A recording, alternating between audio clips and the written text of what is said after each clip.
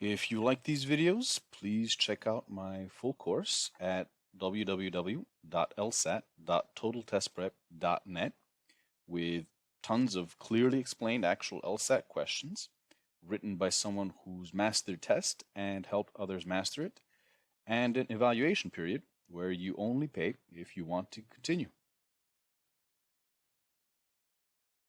Okay, so in this video, we're going to deal with, this is the first section in the first lesson dealing with the fundamentals of verbal reasoning, and here we're going to deal with the basic structure of arguments and the basic components of arguments. So essentially, what does verbal reasoning look like?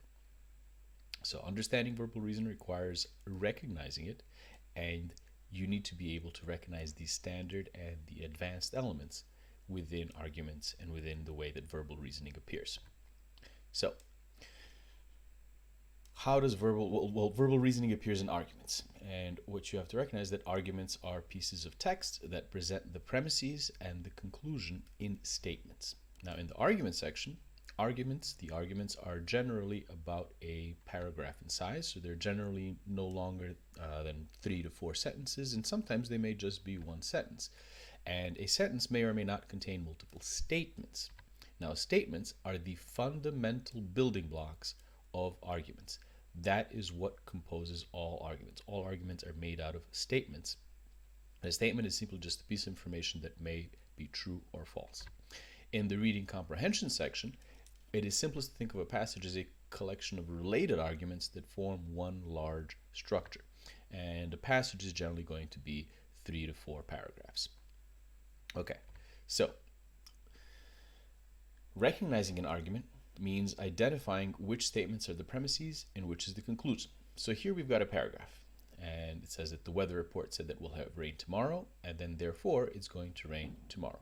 So we have to identify what the statements are, and then we have to identify which one's the premise and which one's the conclusion when we're working with arguments. Now, statements in and of themselves can be either a premise or a conclusion. You'll have to evaluate their relationship to one another to figure out which one is the premise and which one is the conclusion. The one that the author wants you to accept and which is supported is the conclusion. So the one that's supported by the other statement or statements, that is the conclusion. And here we see that we're dealing with the weather report said that we'll have rain tomorrow, therefore it's going to rain tomorrow. The fact that it's going to rain tomorrow is supported by the fact that the weather report said that we'll have rain tomorrow. So therefore, we can say that this is the conclusion. It's going to rain tomorrow is the conclusion. That's the one that is supported. The ones or the statements that you already agree with and that give you reasons to accept the other statement are the premises. And in this case, the weather report said that we'll have rain tomorrow. That's the premise, or that's the reason why it's going to rain tomorrow. So that is going to be what our premise is, and it's going to rain tomorrow is the conclusion. Okay, so that's the basic fundamental breakdown. We've got these two statements, these two sentences that are one statement each. The first one is the premise, the second one is the conclusion. Now, statements could actually be part of the same sentence. So if we modify this argument a little bit up here, we see that it says, the weather report said that we'll have rain tomorrow, and then we have a semicolon, therefore it's going to rain tomorrow. So it's all one sentence. So it's not the case that a statement is always going to get, that each statement is going to get a sentence. You can have a sentence with multiple statements, and they'll usually be separated by semicolons or commas or dashes, something along those lines. But this is still the same argument. It's now just grammatically slightly different in that it's one sentence as opposed to two, and that is something that you want to be on the lookout for. And just remember, you don't necessarily have to have multiple sentences to have multiple statements. Now, taking a look at this, we see that a lot of the time the author will actually use language that indicates if a statement is a premise or conclusion. And some examples are therefore and thus are actually common conclusion indicator words, and we have that here. We see that the author here says therefore, and that introduces that what follows, it's going to rain tomorrow, that's the conclusion. So what follows conclusion indicators is generally the conclusion, and you want to be on the lookout for those specific words. Likewise, you have words like because, since, and other synonyms, which are common premise indicator words, which let you know that what follows is the premise. So looking at our argument up here, we've modified it slightly. It says because because the weather report said that we'll have rain tomorrow, it's going to rain tomorrow. So this because introduces that the weather report saying that we'll have rain tomorrow is the premise, or is the reason why it's going to rain tomorrow. And once again, what follows premise indicators is generally the premise. So what you want to do is you always want to look for these indicator words to help you identify the structure of the argument. It's going to just make it a little bit easier to identify, well, which one's the premise, which one's the conclusion, if you identify words like therefore, or because, or some of the other common synonyms. You do want to be careful with tricky constructions. So sometimes they will phrase the argument or the sentence in such a way to make it a little bit difficult to identify what is associated with what. For example, there's a common structure or a common construction which begins with therefore, comma, since, and then it introduces the information. So an example of that, once again, up here we see we modified a bit. It says therefore, since the weather report said that we'll have rain tomorrow, it's going to rain tomorrow. Now that's a bit weird, but basically what it's saying is the therefore is introducing actually this part at the end, that it's going to rain tomorrow. It's going to rain tomorrow because the weather report said that we'll have rain tomorrow. So in general, when you see therefore since, what you know is that what follows the therefore, because there's a since there, is the premise, and then what is at the end of the sentence is actually the conclusion, which is what the therefore is indicating, what it's connected with. So you want to be on the lookout for that. That's sometimes a tricky construction. The indicators are still there, and they're letting you know what's going on, but it's not as obvious as in some of the previous simpler examples. But basically, you're on the lookout for the language that indicates whether a statement is a premise or conclusion to help you identify which statement is which. An argument may not necessarily have both the premise and conclusion indicators, nor will it necessarily have any indicator words. So if we look at what we have here, it says the weather report said that it will rain tomorrow, it's going to rain tomorrow. Well, indicators make it easy to spot premises and conclusions, but they're not required. You don't have to have an argument. You don't have to have indicators in an argument for it to be an argument. If an argument has no indicators, then you'll actually need to compare the sentences against one another to see which one's the support and which one is the supported. And the best way to do that is to employ what I call the therefore test. So the therefore test is essentially where you introduce the word therefore in between the two statements that you're trying to figure out which one is the premise, which one is the conclusion, and vice versa. And the best way to do it, you just stick it in there and you go through it and see which one makes sense. So we have our argument. It says the weather report said that we'll have rain tomorrow, therefore it's going to rain tomorrow. Now that makes sense, because if the weather report said that we'll have rain, that seems to be a reason why we should accept that it's going to rain tomorrow. And introducing that therefore makes it a little bit easier for us to sort of comprehend and to recognize that. By comparison, or by contrast, if we look down here where I've flipped the sentences around and then I added the therefore in between them once again, I said it's going to rain tomorrow, therefore the weather report said that we'll have rain tomorrow. Now that doesn't make any sense. Why would the weather report say that we'll have rain if it's going to rain tomorrow? Why would it be that the fact that it's going to rain tomorrow, why would that make us think that the weather report said that we'll have rain tomorrow? That seems the opposite of what we need to have. And in fact, that's exactly what's going on, because the correct usage of therefore is up here. So you see that since it doesn't really make much sense, it just doesn't sound right when you introduce the therefore here, then what follows therefore in this second example is not the conclusion. It just doesn't make sense. But up here, when you put the therefore, and you were like, and we know that that is a conclusion indicator, then, and since it makes sense, we can say that it's going to rain tomorrow is the conclusion. So you can do that in those situations where you don't have any indicators and where you're not sure which one is the premise, which one is the conclusion, where it's not obvious which one is the support and which one is the supported.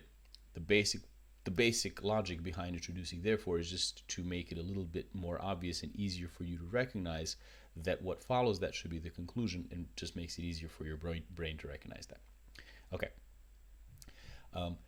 The order of the statements in an argument isn't fixed. So you don't necessarily have to have a situation where it's premises then conclusion. You can have arguments where the premises come first, or where the conclusion come first, or where the conclusion is in the middle if you have multiple statements. So if we look at what here, it says it's going to rain tomorrow because the weather report said that we'll have rain tomorrow. So here we've started with the conclusion, it's going to rain tomorrow, and we ended with the support for that because the weather report said that we'll have rain tomorrow. You can change the order of the statements without actually changing the argument. So if I had stated, that the weather report said that we'll have rain tomorrow and therefore it's going to rain tomorrow, which is the argument I was using, that would be saying the same exact thing. So you don't have to, the sequence or the placement of the statements does not determine whether or not they are a premise or conclusion. It's actually the logical relationships between them. Most arguments have multiple premises and one conclusion, and all of those statements can be related in a range of ways. So up to this point, we have just been focusing on identifying the different statements and trying to figure out which is the premise, which one is the conclusion. And we saw that they, their order isn't fixed. It's not that the conclusion always comes at the end, but arguments can and will get more complex, and usually they'll get more complex by having multiple premises. So for example, you can have multiple premises that each independently support the conclusion. So we see here it says that the weatherman said that it will rain tomorrow. The wind has picked up like it always does a day before it rains, hence, which is another conclusion indicator, hence we're going to have rain tomorrow. So those two statements both independently give you a reason to think why it's going to rain tomorrow. The fact that the weatherman said it, yeah, that's a reason why it's going to rain.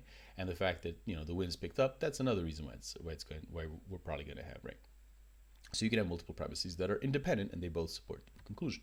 You can also have multiple premises that need to be combined to support the conclusion. So for example, we have this argument, it started raining yesterday and continued today.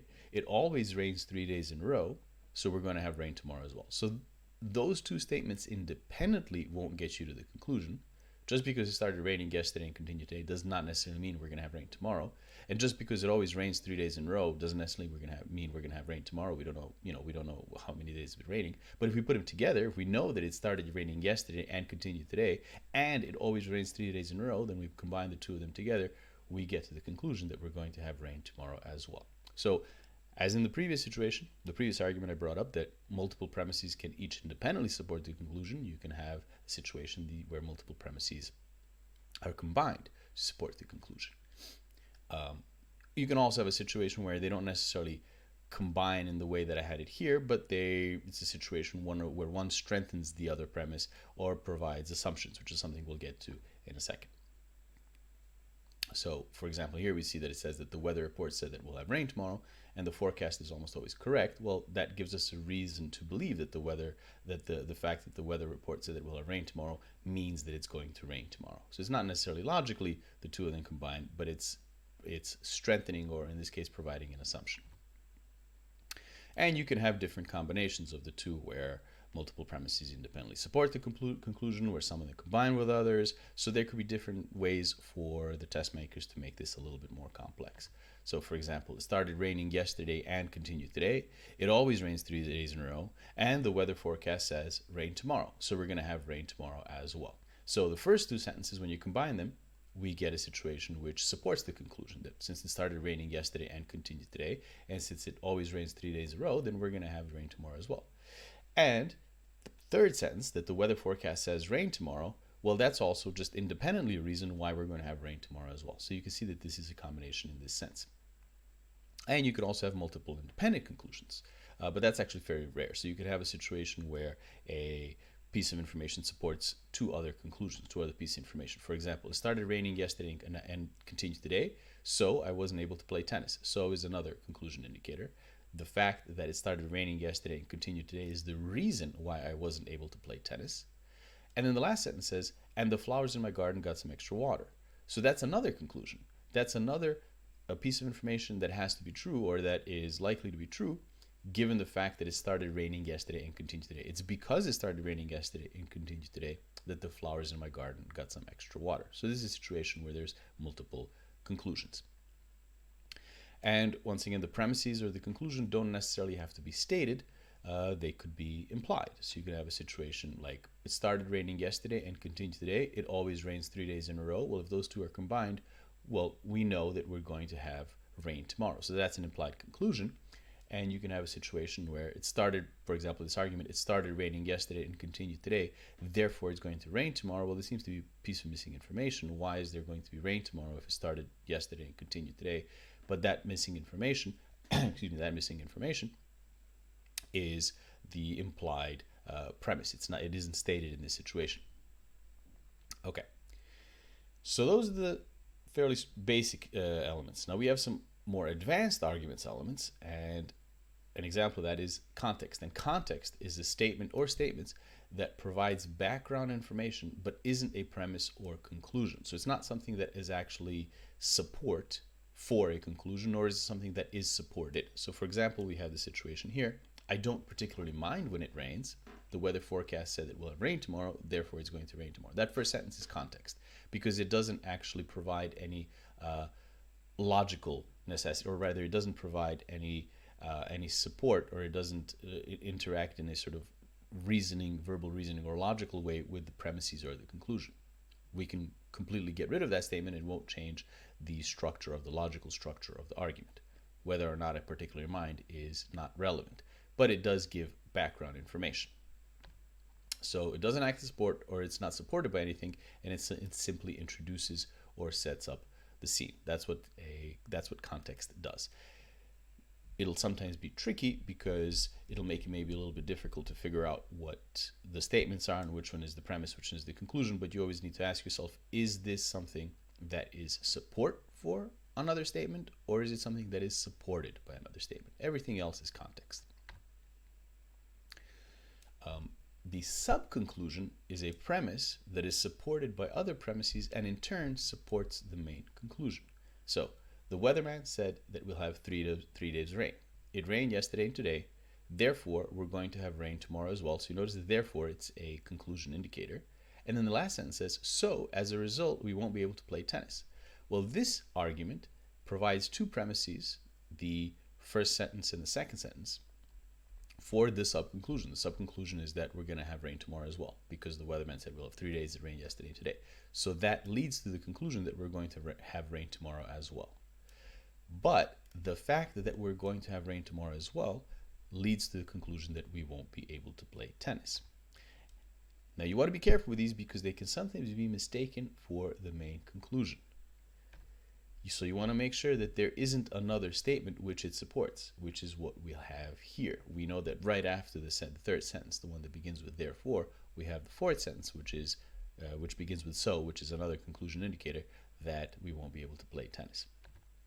And they will make it tricky on purpose. They will provide conclusion indicator, but not for the main conclusion, and they will put the subconclusion at the very end. So once again, this is just a way for them to make this a little bit more complex, a little bit more difficult, and you want to be careful with that. Now, generally, but not always, you will have a conclusion indicator for either the subconclusion or the main conclusion, but you do want to be careful with that.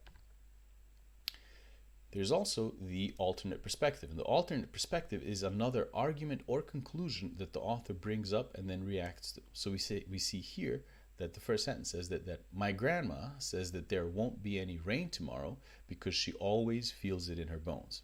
However, the weather forecast says that we'll have rain tomorrow. So we'll have rain tomorrow. We notice the first sentence is essentially my grandmother's argument. There's no rain because she always feels it in her bones. The implication, and there's an implied premise there, she's not feeling it in her bones. So that's one perspective. The author's perspective, or my perspective being the author, is that, well, the weather forecast says that we will have rain tomorrow, so we will have rain tomorrow. Now, as we see here, the author, and this is an argument, this is an example of that in this argument, the author usually reacts critically. So the author, once again me I guess in this case, reacts critically to what my grandma says and says that she's incorrect and gives a reason for that. Generally, the alternate perspective is presented first, with the author's response following in the second sentence. The author's response is either a conclusion or a premise in support of that conclusion. And here we see it starts with, however, the weather forecast says that we'll have rain tomorrow. That is actually the author responding and introducing a premise for their conclusion, which is critical of the grandma's conclusion. So she's wrong in the sense that there won't be any rain because we will have rain. And as we see here, the words however, we have the word however, but the words however, but, or yet opposition words, words that indicate some sort of opposition or challenge, indicate the author's response. When you see those, when you see the word however over here, you want to be sensitive to that you are encountering what the author is introducing in order to respond to a particular perspective.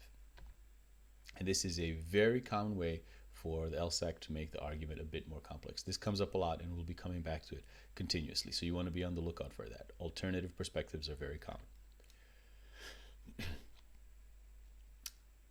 And then there's also unstated information. Unstated information, we've touched upon this. We've touched on this a bit. Unstated information is a statement that isn't explicitly stated. So we have here in the argument, the weather report said that it will have rain tomorrow, therefore it's going to rain tomorrow. So there's a lot of information that isn't explicitly stated. So the weather report is usually correct. The weather report isn't from several days ago. There's a whole bunch of different things. And if a premise is unstated, so all of this stuff that's in the parentheses over there, you can call it an assumption.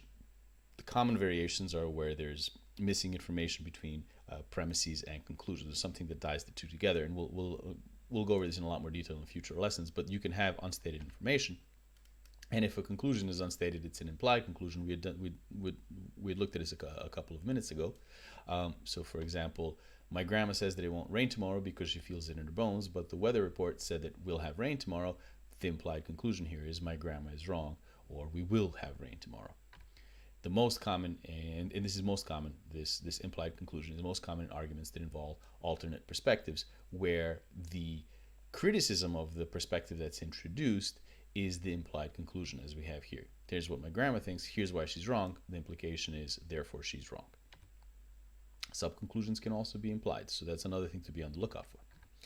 Now, technically, there is an infinite amount of unstated information, so I don't want you to focus on trying to figure out exactly what's unsaid, but you do want to be aware that not everything is explicit. So that's something that we'll be coming back to when we go through more specifically into specific reading comprehension passages and arguments questions. But you want to be aware that there's a lot of information that's unsaid and that's not stated, and that's going to be key for evaluating these different questions in different parts of the test. And the basic thing is that most arguments will be presented so as to be challenging to analyze and evaluate. And it'll be a combination of all the stuff we went over. So take a look at this argument, for example. It says, experts say that there has been increased flooding in the past couple of years. Unfortunately for us, the weatherman said that we'll have 3 days of rain.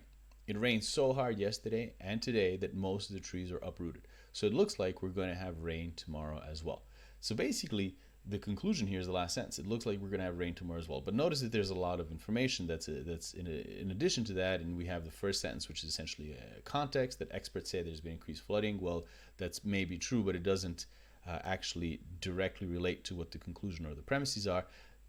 The second sentence introduces the weatherman, what the weatherman said, but they introduce some emotional language, unfortunately for us. And then the next sentence talks about trees being uprooted. So there's a lot of information. Not all of it directly related to the basic argument, which is that we're going to have rain tomorrow as well. And this is one of the things that they do in order to make things more complex.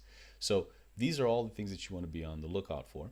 And you'll see arguments more commonly, unlike the sort of simple ones I've been showing you, you'll see arguments more commonly like this introduce a lot of verbiage, they introduce a lot of language that maybe isn't directly relevant, but is designed to make it a little bit more opaque and difficult for you to recognize the overall structure of the argument.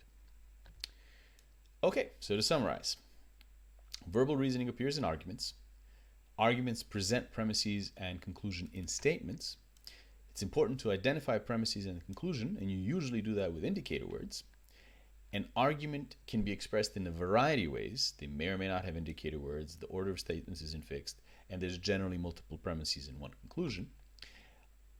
Additional elements can make the argument more complex. For example, you can have context, subconclusions, alternate perspectives, and assumptions, and those things are commonly found in the more difficult arguments in order to make the whole situation, to make it a little bit more difficult to go through the questions in the argument section or in the reading comprehension section. Okay, so in the rest of the lessons, we're going to delve into more detail in what we had covered here.